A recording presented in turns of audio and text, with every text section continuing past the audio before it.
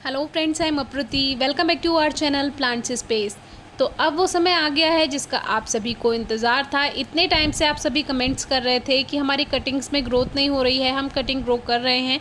तो अभी तक हाई टेम्परेचर था और मौसम में ड्राइनेस जब होती है, ख़ास तौर से जब मई जून का टाइम होता है, तो इस समय मौसम में ड्राइनेस होती है। कोई कटिंग आप लगाते हैं तो वो जल्दी सूखने के उसके चांसेस रहते हैं। अब ये जो है, ये मदर ऑफ़ थाउजेंड का प्लांट है, जिसको मदर ऑफ़ मिलियंस भी कहा जाता है, क्योंकि इसकी जो पत्तियां होती हैं उन पे छोटे छोटे बेबी प्लांट्स होते हैं। जो प्लांटलेट्स होती हैं उन पे आप देखेंगे तो उनसे ही नए पौधे बनते हैं।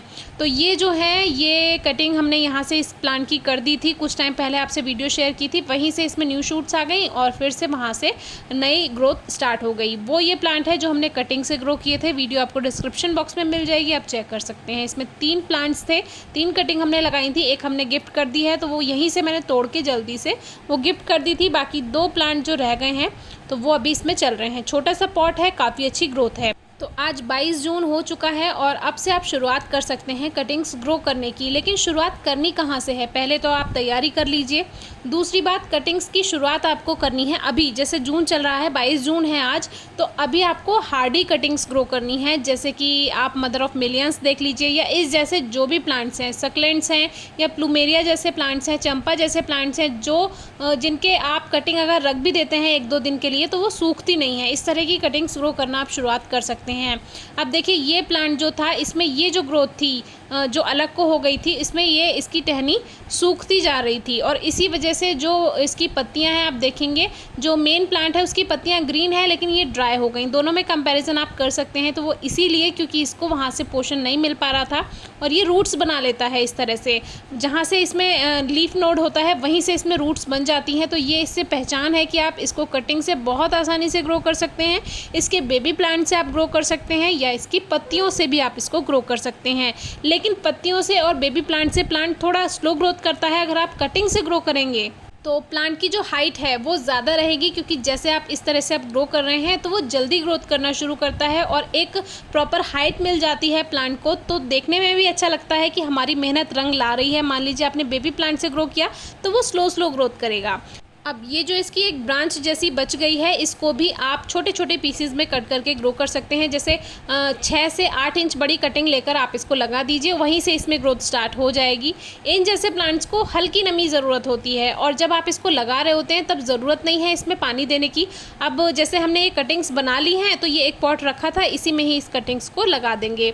आप चाहें तो 2-3 दिन इसको ऐसे ही पड़ा रहने दे सकते हैं, जिससे जो इसका कटेड पोर्शन है वो सूख जाएगा, ड्राई हो जाएगा। तो इसमें गलने के चांसेस, फंगस के चांसेस कम रहते हैं। लेकिन हमें आपको हाथों हाथ वीडियो शेयर करनी है, इसीलिए हम हाथों हाथ इसको ग्रो करके आपको दिखा रहे हैं तुरंत ही।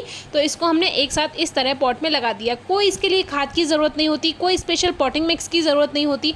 आप चाहें तो इन जैसे प्लांट्स को, जैसे हमने कल आपको बताया, थोड़ा सा बजरी, कंकड़, पत्थर उसमें मिला दीजिए तो इनके गलने के चांसेस कम रहते हैं, क्योंकि बारिश में तो ये पूरे टाइम रखे रहेंगे। अगर इन प्लांट्स की शेप चेंज हो गई है, जैसे बढ़ते बढ़ते ये थोड़ा इनकी डायरेक्शन चेंज हो गया है, तो उनको आप इस तरह से कटिंग कर दीजिए और वहीं से उसी शेप से, उसी हाइट से ये वहीं से प्लांट बनकर तैयार हो जाएंगे। तो जो शेप बिगड़ गई है उसको आप ठीक कर सकते हैं। या अगर इनको आपको लंबाई में ही रखना है तो इसके साथ आप स्टिक रखिए, शुरू से ध्यान दीजिए तो इनकी जो हाइट है, इनकी जो शेप है वो सीधी रहेगी, तो उससे प्लांट बेकार नहीं होगा।